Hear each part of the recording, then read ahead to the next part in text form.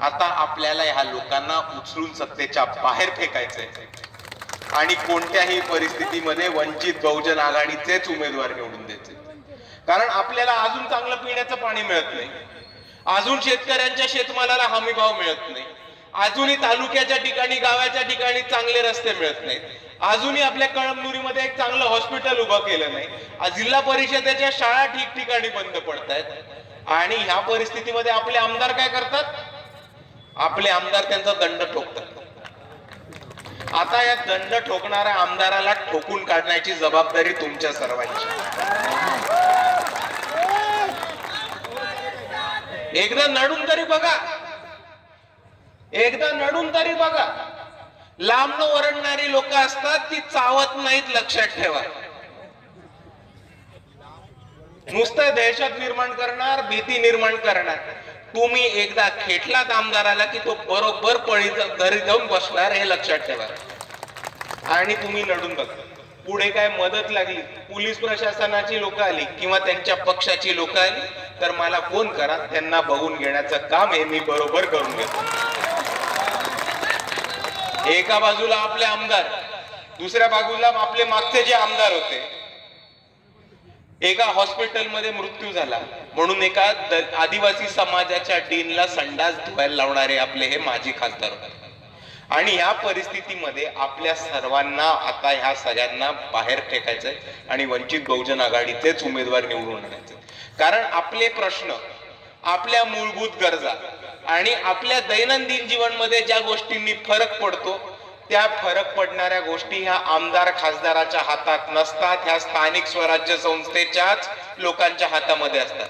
आणि म्हणून मी आपल्याला सर्वांना सांगतो की वंचित बहुजन आघाडीचे कार्यकर्ते उभे राहणार आहेत आणि आपल्या सर्वांची जबाबदारी आहे की जास्तीत जास्त मतांनी वंचित बहुजन आघाडीच्या उमेदवारांना झेडपी असेल, नगर परिषद असेल, नगरपालिका असेल किंवा पंचायत समिती असेल, जास्तीत जास्त मतांनी वंचित बहुजन आघाडीच्या कार्यकर्त्यांना, उमेदवारांना निवडून द्यायची जबाबदारी ही तुमच्या सर्वांच्या खांद्यावरती. कारण आतापर्यंत जी लोक सत्तेमध्ये आली त्यांनी फक्त स्वतःचे खिसे भरणं आणि आपल्या सर्वांना लुटून खाण्याचं काम केलंय. आणि जर हे आपल्याला बंद करायचं असेल तर आपल्याला आपल्या हक्काची, आपल्यासाठी उभी राहणारी, आपल्यासाठी लढणारी आणि त्याचबरोबर एका हाकेवरती आपल्या मागे धावून येणारी लोक पाहिजेत. आणि ही लोक वंचित बहुजन आघाडीमध्येच मिळणार आहेत, तुम्हाला अजून कुठेही मिळणार नाहीत, हे आपण सर्वांनी समजून घ्या. आणि दुसऱ्या बाजूला आपण महाराष्ट्राच्या राजकारणामध्ये काय चाललंय ते समजून घ्या. आपल्या सर्वांना डॉक्टर संपदा मुंडेंचं नाव माहिती असेल. डॉक्टर संपदा मुंडेंचे मृत्यू कसा झाला मी ह्याच्यामध्ये घुसणार नाही, पण डॉक्टर संपदा मुंडेंच्या मृत्यूनंतर काय झालंय आपण समजून घेतलं पाहिजे. डॉक्टर संपदा मुंडेंच्या मृत्यूनंतर एक गोरे नावाचे खासदार खूप अतिशय घाणेरडं वक्तव्य करतात. महिला आयोग जे महिलांच्या सुरक्षेसाठी उभं राहिलं पाहिजे, ते महिला आयोग येऊन डॉक्टर संपदा मुंडेंचं कॅरेक्टर असॅसिनेशन करतात, त्यांच्या कॅरेक्टरवरती प्रश्न निर्माण करतात. डॉक्टर संपदा मुंडेंचे चॅट, त्यांच्याबद्दल गोपनीय माहिती आणि त्यांची व्यक्तिगत माहिती ही अख्ख्या राज्यासमोर कशी बाहेर येते, हा माझा महिला आयोगाला खूप महत्वाचा प्रश्न आहे. दुसऱ्या बाजूला जे गोरे घाणेरडं वक्तव्य करतात त्यांचं पाठ राखण करायला बरोबर देवेंद्र फडणवीस समोर येतात. तर आपण समजून घ्या की जेव्हा एका बहुजन समाजातली महिला पुढे येऊन शिकते, सवरते, डॉक्टर होऊन पुढे येते, मेडिकल ऑफिसर म्हणून काम करायला लागते आणि तिकडच्या प्रस्थापितांच्या बळजबरीपणाला, तिकडच्या प्रस्थापितांच्या दबावाला झुकायला नाकार देते, तेव्हा इकडची बीजेपीची व्यवस्था त्या डॉक्टरांचा मर्डर करते आणि त्याच्यानंतर त्या डॉक्टरांचं कॅरेक्टर असॅसिनेशन करून, त्यांच्या कॅरेक्टरवरती प्रश्न चिन्ह उपस्थित करून त्या व्यक्तीला संपवायचा प्रयत्न करते. हे आपण सर्वांनी समजून घेतलं पाहिजे.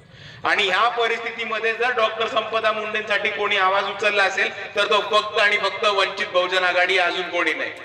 बाळासाहेब आंबेडकरांनी फलटण मध्ये जाऊन डॉक्टर संपदा मुंडेंच्या घरच्यांना भेट दिली होती आणि दुसऱ्या बाजूला महाराष्ट्रामध्ये महिला आयोगावरती मोर्चा काढणारा एकमेव पक्ष म्हणजे वंचित बहुजन आघाडी. उत्कर्षाताई रुपवते, वंचित बहुजन आघाडीच्या राज्याच्या प्रवक्ता, स्नेहलताई सोनी, वंचित बहुजन आघाडीच्या मुंबई प्रदेशच्या अध्यक्ष, या दोघींच्या नेतृत्वाखाली वंचित बहुजन महिला आघाडीने महिला आयोगावरती मोर्चा काढला आणि हा एकमेव मोर्चा होता जो संपदा मुंडेंसाठी या महाराष्ट्रामध्ये काढला गेला होता. आणि दुसऱ्या बाजूला मला एक प्रश्न विचारायचा आहे, देवेंद्र फडणवीसांना प्रश्न विचारायचा आहे, जे म्हणतात की बीजेपीचा डीएनए हा ओबीसी.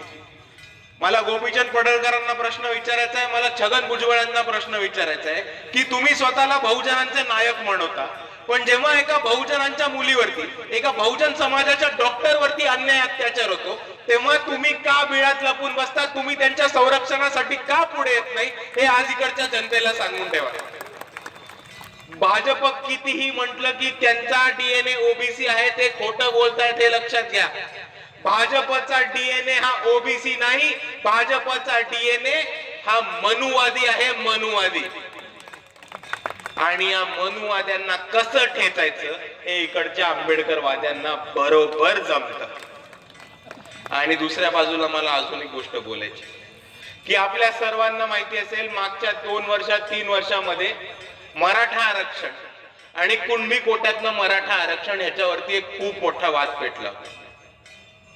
अविनाश दादांनी याच्याबद्दल चांगल्यापणे आपल्या सर्वांना सांगितलं होतं, पण मला एक गोष्ट सांगायची की जेव्हा इतिहासामध्ये मराठा आरक्षणाची माहिती लिहिली जाईल तेव्हा ती 5 स्टेप्स मध्ये लिहिली जाणार आहे. किती स्टेप्स मध्ये? 5. पहिली स्टेप असणार आहे की भाजपनी ओबीसीचा कोटा पातळ केला आणि एक फालतू तकलादू GR काढून ओबीसी मध्ये मराठ्यांना आरक्षण देण्याचा प्रयत्न केला. दुसरी स्टेप अशी असणार आहे की कुणबी प्रमाणपत्र लग्नाच्या पत्रिकेसाठी किंवा एबी फॉर्म असल्यासारखे प्रस्थापित श्रीमंत मराठ्यांना कुणबींचे प्रमाणपत्र इकडचे भाजप सरकार वाटप सुटले. तिसऱ्या बाजूला ओबीसींची जागा घेऊन ओबीसींच्या ठिकठिकाणी या श्रीमंत मराठा उमेदवारांना उभं करणार भाजप. चौथी स्टेप, श्रीमंत मराठ्यांना उभं करून ओबीसींचं आरक्षण खतम करणारा पाऊल घेणारे भाजप. आणि 5व्या टप्प्यावरती इकडच्या शाहू फुले आंबेडकर वाद्यांच्या डोक्यावरती श्रीमंत मराठ्यांना प्रस्थापित करणारे हे भाजप आहे. आणि जेव्हा आपण ह्या 5 स्टेप्स बघू तेव्हा इतिहास दुसऱ्या बाजूला हे सुद्धा लिहिल की या महाराष्ट्रामध्ये असं एकमेवच व्यक्ती होतं, या महाराष्ट्रामध्ये असे एकच नेते होते जे दिवस रात्र हे म्हणत राहिले की ओबीसींचं ताट आणि मराठ्यांचं ताट वेगळं राहिलं पाहिजे. बाळासाहेब नेहमी म्हणायचे की ओबीसींचं ताट आणि मराठ्यांचं ताट वेगळं राहिलं पाहिजे.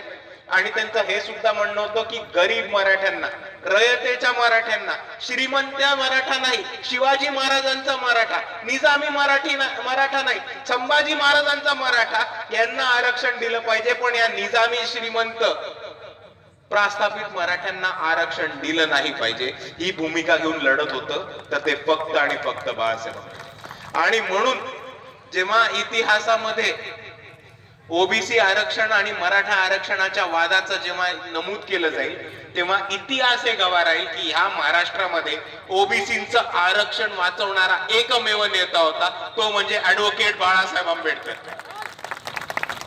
आणि हेच बोलत असताना मला इकडे मुसलमान बांधव आहेत त्यांच्यासाठी एक गोष्ट सांगायची की आज तक हमने कांग्रेस को वोटिंग दी, लेकिन कांग्रेस ने सिर्फ और सिर्फ हमारा इस्तेमाल किया. 48 सीट है महाराष्ट्र में, 48 सीट्स में एक भी लोकसभा का उम्मीदवार मुसलमानों का कांग्रेस ने नहीं खड़ा किया.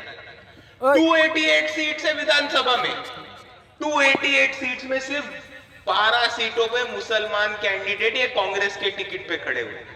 तो आप समझ लो कि कांग्रेस हमें सिर्फ वोट मारने की मशीन समझती है, लेकिन वो हमें चुन के आने की, खड़े रहने की और जीतने के काबिल नहीं समझते. आप खड़े रहे. और दूसरी तरफ ये वंचित बहुजन आघाड़ी है जिन्होंने से 48 में से 8 या 12 कैंडिडेट ये मुसलमान के दिए थे और विधानसभा के टाइम 32 कैंडिडेट मुसलमानों के पहली लिस्ट में जाहिर करने वाली पार्टी थी, तो वो वंचित बहुजन आघाड़ी थी. महाराष्ट्र के इतिहास में अगर जिला परिषद अध्यक्ष कोई मुसलमान महिला बनी है तो वो अकोला के जिला परिषद में बनी है, साबिया दीदी अंजुम है नाम उनका. और इसीलिए मैं बोलता हूं कि मुसलमानों को जब जब नुमाइंदगी देनी होगी, मुसलमानों को जब जब पॉलिटिकल पावर देना होगा और मुसलमानों को जब जब पॉलिटिकल अस्तित्व खड़ा करना होगा तो आपके लिए सिर्फ एक ही पार्टी है, वंचित बहुजन आघाड़ी, क्योंकि और कोई आपके लिए खड़ा नहीं होने वाला। सब आपका इस्तेमाल करने वाले, सब आपके वोट लेने वाले और सब खुद के घर में ही टिकट देने वाले, ये आप बात समझ लो। लेकिन यहाँ वंचित बहुजन आघाड़ी है जिन्होंने महाराष्ट्र में सबसे ज्यादा मुसलमानों को टिकट देने का काम किया। दूसरी बात मैं ये बोलना चाहता हूं कि जब जब मुसलमान समाज पे अन्याय अत्याचार हुआ, जब जब मुसलमान समाज पे जुल्म जाती हुई, तब एक शख्सियत हमारे लिए खड़ी हुई, वो है जनाब अली प्रकाश अम्बेडकर। आप याद करके देखो, जब महाराष्ट्र में टीपू सुल्तान के स्टेटस रखने के लिए लोगों को अरेस्ट किया जा रहा था, तब वे वंचित बहुजन आघाड़ी थी जिन्होंने हमारे स्टेज पर टीपू सुल्तान का फोटो लगाया। छत्रपति शिवाजी महाराज, डॉक्टर बाबा साहेब अम्बेडकर, छत्रपति शाहू महाराज, महात्मा ज्योतिबा फुले, इन सब के साथ में टीपू सुल्तान का फोटो लगाया। वो फोटो को हार डाला और यहाँ के पुलिस प्रशासन को चैलेंज दिया कि अगर तुम में हिम्मत है तो हम पे एक्शन लेके दिखाओ, मुसलमान नौजवानों को हाथ नहीं लगाना।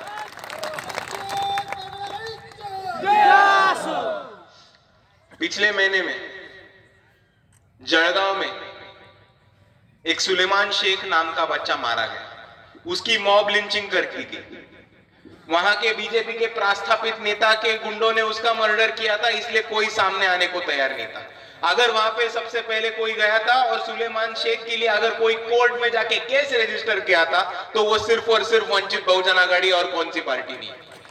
और जब महाराष्ट्र में मॉब लिंचिंग का सिलसिला चल रहा था, तब वो बाला साहब अम्बेडकर थे जिन्होंने ये बोला कि महाराष्ट्र की विधानसभा में एक मॉब लिंचिंग के खिलाफ बिल आना चाहिए, और उनकी ये जिद थी कि उस बिल का नाम मोहम्मद पैगंबर रख दिया जाए। और दूसरी तरफ मैं ये भी कहना चाहता हूं कि जब औरंगजेब के स्टेटस रखने के लिए नौजवानों को अरेस्ट किया जा रहा था, जब औरंगजेब के स्टेटस रखने के लिए नौजवानों को पुलिस उठा रही थी, तब वो बाला साहब अम्बेडकर थे जिन्होंने हिम्मत दिखा के औरंगजेब के मजार पे गए, फूलों की चद्दर चढ़ाई और बोला पुलिस प्रशासन को, ये बच्चे तो सिर्फ स्टेटस रख रहे, ये बच्चे तो सिर्फ फेसबुक पे अपडेट डाल रहे, अगर तुमको अरेस्ट करना है तो मुझे करो। ये हिम्मत दिखाने वाले बाला साहब अम्बेडकर थे। और मैं दूसरी तरफ बोलना चाहता हूं धर्मांध हिंदू लोगों को, कट्टर हिंदुत्ववादी लोगों को, जो सिर्फ वो एक औरंगजेबचा फोटो घेऊन राजकारण करायचं बघतात, त्या कट्टर हिंदुत्ववादी लोकांना पण मला एक गोष्ट सांगायची आहे की जेव्हा कोरोना काळामध्ये महाराष्ट्रामधले तमाम मंदिरं बंद पडली होती, तेव्हा पंढरपूरच्या मध्ये आंदोलन करून विठोबाचं मंदिर उघडणारे सुद्धा बाळासाहेब आंबेडकर होते। म्हणून जेव्हा कोणत्याही जातीवरती धर्मावरती अन्याय होतो, तेव्हा एक पक्ष आपल्यासाठी उभा राहतो, एक ताकद आपल्यासाठी उभा राहते, त्याचं नाव आहे बाळासाहेब आंबेडकर आणि वंचित बहुजन आघाडी। आणि म्हणून मी आपल्या सर्वांना जाता जाता एवढीच विनंती करतो, आपल्या सर्वांना एवढीच विनंती करतो की येणाऱ्या निवडणुकीमध्ये जिल्हा परिषद असो, पंचायत समिती असो, विधान परिषद असो, नगर परिषद असो, नगरपालिका असो किंवा महानगरपालिका असो, आपल्या हक्काची लोक, आपल्यासाठी लढणारी लोक ही वंचित बहुजन आघाडीचे कार्यकर्ते आहेत आणि आपण सर्वांनी त्यांना जास्तीत जास्त मतांनी निवडून द्यावं, एवढी मी आपल्या सर्वांना विनंती करतो। आणि जाताना अजून एक मुद्दा सांगायचा, मला एकच मुद्दा आहे की स्थानिक स्वराज्य संस्था आहेत, आपल्या सर्वांच्या खांद्यावरती जबाबदारी आहे। आपणच आपल्या वॉर्ड मध्ये, गणामध्ये, गटामध्ये घरोघरी जावा, शेवटच्या माणसाला वंचित बहुजन आघाडीची भूमिका आहे ती समजून सांगा आणि आपणच आपल्या गावाचे बाळासाहेब आंबेडकर ह्या भूमिकेमध्ये या आणि वंचित बहुजन आघाडीला विजयी करा। एवढं म्हणून मी माझे 2 शब्द थांबवतो। जय भीम, जय संविधान।